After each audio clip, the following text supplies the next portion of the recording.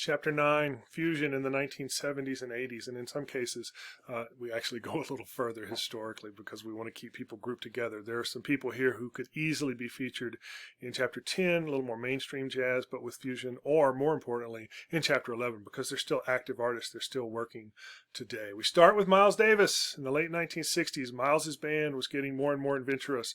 Miles got to know Jimi Hendrix. Miles got into Sly and the Family Stone, and he began to experiment with fusing together electric instruments, electric bass, electric guitar, electric keyboards. And Miles is playing his trumpet here into a microphone.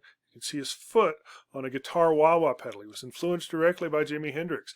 He saw Hendrix playing with all these guitar effects. He's like, I can do that with my trumpet. Later on, he actually hooked his trumpet up to a synthesizer and controlled synthesizer sounds through his trumpet as well. You have another excerpt from Miles's book that tells the story of In a Silent Way and the album Bitches Brew, which became truly groundbreaking in late 1969. You have an example from In a Silent Way. It's a tune called Shh, Peaceful, and it's the longest track you're going to hear. It's a very long free improvisation that they then later cut and paste together to make the final version of the album. This was kind of the prototype for the album Bitches Brew. Personally, as a jazz musician, I like In a Silent Way better than Bitches Brew. Bitches Brew to me kind of rambles a little bit. This is still, in its own way, a little more coherent expression. But be that as it may, historically, Bitches Brew, the second album in 1969, was the one that was truly groundbreaking, that was earth-shattering. Sold over 400,000 copies. It put Miles in a whole new arena, literally in a new arena. Miles was opening for rock and roll acts. He was playing to huge audiences like he'd never seen before, and he was playing very uncompromising fusion music as he did it. Initially called jazz rock fusion, they dropped it pretty quickly and just called it fusion. After Miles, he then goes on in the 70s and the 80s and 90s. He embraces a little more hip-hop element, and he uses loops and samples sometimes in his music. Absolutely fascinating artist right up to the end. Continues to work with younger musicians and reinvent himself. The next group of musicians we kind of loosely call Miles Davis alumni, because these guys all passed through Miles's band at this time. A lot of them took part in Silent Way, Bitches Brew, that sort of thing. People like Jack DeJohnette, Wayne Shorter. Here's John McLaughlin. This is very young Chick Corea here playing a beautiful Fender Rhodes piano. Dave Holland on the bass.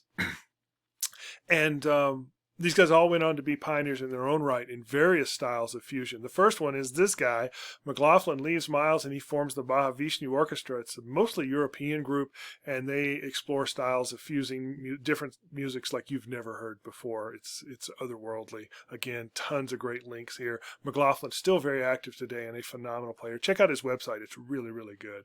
The band Weather Report goes through several permutations with different musicians. The best version was Joe Zwinol with a bass player named Jaco Pastorius, Peter Erskine on the drums. It was just an astounding band. Their biggest hit was actually before Erskine got in the band. It's a tune called Birdland, and you've got a link to the classic Heavy Weather album track right there. Good listening guide to go with it. Herbie Hancock was a keyboard in Miles' second great quintet. He's the one more than anybody else that makes that transition to fusion music. He went on to form his own series of electric bands. He still plays to this day acoustic and electric music. He plays fusion. He plays straight ahead music. He's a brilliant teacher. He's a brilliant educator. There's nothing Herbie doesn't do. Here's his album Chameleon. But again, this goes actually a little further, because here's Herbie and Chick just a few years ago. They're still working like crazy. They're still fronting brilliant bands, and they perform together. In 2010, Herbie was the first jazz musician to win Record of the Year as a Grammy. It was for the Imagine project. It was the music of Joni Mitchell. Absolutely fantastic. Chick Corea, you just saw in the picture there. You can check him out. His band, Return to Forever, quintessential fusion band. Look at all the links here for Chick, because he does so much different stuff. Beyond the Miles Davis guys, we have people doing more commercial styles of fusion. One of my favorites was Chuck Mangione. You've got the track Feels So Good. Right on his heels was a band called Spiral Gyro, still around today, still performing 40 years later, 40 albums later, and they're still going at it. It's pretty cool stuff. Grover Washington, one of my absolute favorites. Again, a guy who passed away way too young, but a groundbreaking fusion artist. And we'll talk about him again in Chapter 11 when we talk a little bit about smooth jazz. The Brecker brothers, Randy and Michael Brecker. You've got a track from Michael Brecker featured here, but the both of them together are Who's Who players, and I guarantee you've already heard them play. They are Michael passed away several years ago. Randy's still alive and working in New York.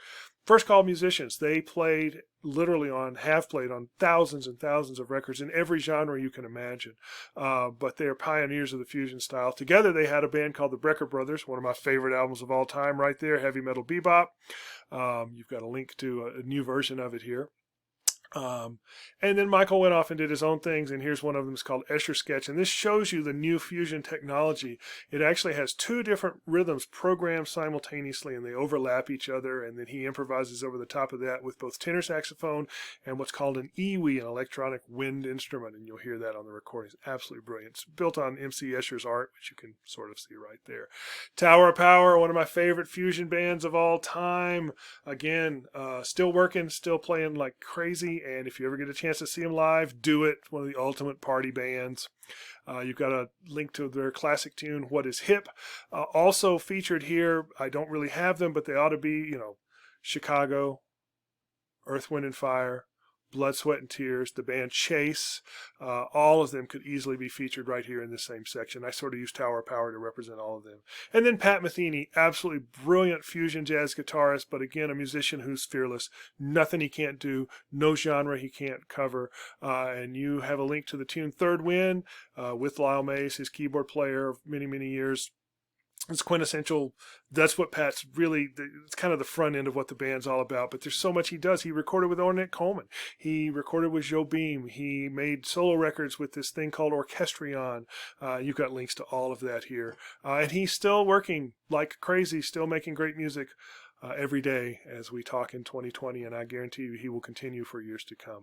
Here in Chapter 9, but he easily could be in Chapter 11. So there's an introduction to fusion. You'll see more in the coming two chapters.